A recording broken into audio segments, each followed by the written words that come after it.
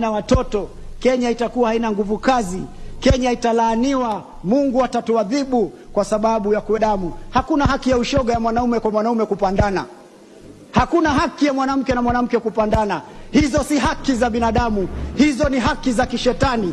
Angalia katika hata vitabu vitakatifu, wanasema kulikuwa na Adamu na Hawa, Adam and Eve. Hakuna mahali imeandikwa kulikuwa Adamu na Steve. Iko mahali katika Biblia imeandikwa Adam and Steve.